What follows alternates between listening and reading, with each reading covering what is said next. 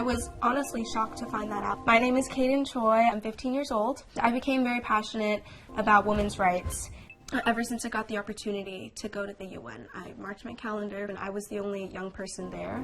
As soon as she stood up, I knew that that was activist that I wanted to be when I was older. My name is Caden Choi. I'm a high school student in Orange County. I'm 15 years old. So I'm a part of the United Nations Association. I'm a UNA USA member at large and also UNA OC member, which is just the local chapter in my community. And I became very passionate about women's rights. And I became first introduced to the Women's Intercultural Network through Ms. Elahe Amani. Ms. Elahe actually came to speak at one of our women's rights events, and she was talking about Cities for CEDAW. And that's when I met her, and I had the opportunity to talk to her about possibly being a UN delegate with Women's Intercultural Network. I'm very, very passionate about photography and also just using that as an art form to be able to connect that to different women and cultures and to capture their stories and connecting different cultures together, specifically women. And I was just named last year the 2023 Travel Photographer of the Year for the youth category. And through that I was published in CNN and BBC and Forbes and National Geographic for my work, and they were all portfolios on women. And one of the cultures that I specifically photographed on was in the Navajo Nation. So I went to Arizona and I was lucky enough to be able to go to the reservation in Spider Rock Canyon, which is the Caden de Shei. These women, for generations and generations, have been weaving as their art form, but also as means to survive and means to make a living. So I met Emily Malone. She is the main weaver in that community, and she was able to let us into her home. I was able to take pictures of her and her mother and just all the members of her family as their tradition has passed along. And my second portfolio was in Jeju Island, which is in Korea. I am from Korea. My whole entire family, except for me and my sister, were born there. And we went back to the island and photographed women. They're called Haenyeo divers. They're all 50, 60, 70, even sometimes 80 years old.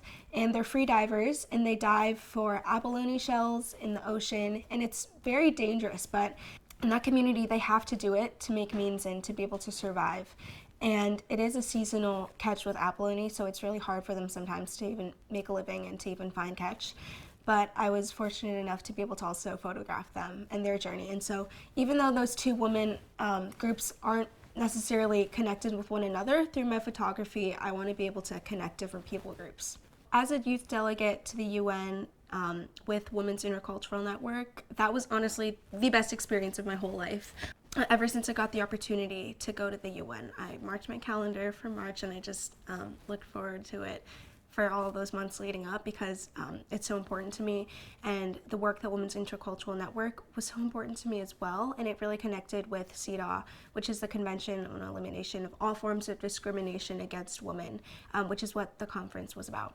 And honestly, being able to be exposed to those formal discussions in the breakout sessions and in those meeting rooms was really, really special. The first day that I got there, we were invited into the New York Bar Association, which was so incredible, and we had a conference room and I was the only young person there. And I never felt that my voice wasn't being heard, or I never felt that I wasn't equal to. I met Dr. Gail James initially at the New York Bar Association. She is one of the founders of Women's Intercultural Network, and she's absolutely incredible. I just recently found out that she was inducted into the Women's Political Hall of Fame, which is such a big accomplishment. As soon as she stood up, I knew that that was the kind of advocate and the kind of activist that I wanted to be when I was older, and she made me feel like advocacy and activism is not only a job, but it's a way of life. And you can retire from a job, but you can't necessarily retire from a way of life. It's so amazing that she was able to incorporate that into who she truly is, and at the root of who she is.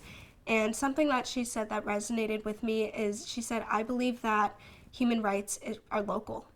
And I think that's really important for me as well, because human rights is something that can be done at a grassroots level. Cities for CEDAW was implemented first at a grassroots level, which I think is important, because in a lot of ways you can't reach young girls and young women if you're just putting everything out there globally. So I always try to say, think globally, but act locally, which is something that I'm trying to do in my own community. I think you should care about women's rights because it's happening all around us and it's so prominent, especially today. And I think the US is the only country in the Western nation that hasn't ratified CEDAW. I was honestly shocked to find that out because in the US, I think women's rights are the most prominent that they've ever been. And I think educating young girls who even have educational access, who have access to certain things that women in other countries do not, I think even educating those girls in the US about women's rights is important, just to be able to rally that force behind young girls and young women and to be able to empower one another. Because I'm also, as a part of the United Nations Association, I talk a lot about the Sustainable Development Goals, and number 17 is building connections. And I think if you don't connect with other people who have the same passions as you in women's rights, then you aren't going anywhere. In my local community, I started an initiative to bring in journalists from National Geographic, from Time Magazine, the New York Times, and I bring them into classrooms in marginalized communities to help not only young girls and women, but also just children who might not have access to journalism. We went into a region in Kern County where the children didn't ever have access to journalists before. It was the first time someone like that ever visited their school, and they were treated like celebrities. Like, can you please sign my shirt, sign my hand? And they were getting their books and their signatures. And a lot of these journalists are actually, in fact, female journalists who once felt like they couldn't have their voices heard. And that's one thing that I really, really strongly want to implement in my community, is to have girls' voices be heard. And because I think it's so important. I highly encourage girls to join Women's Intercultural Network because it's so important. Again, it's in the name, to network with one another, and here you'll find so many youth and people, all walks of life, who are passionate about the same things. So join WIN, and together we can be active in our communities.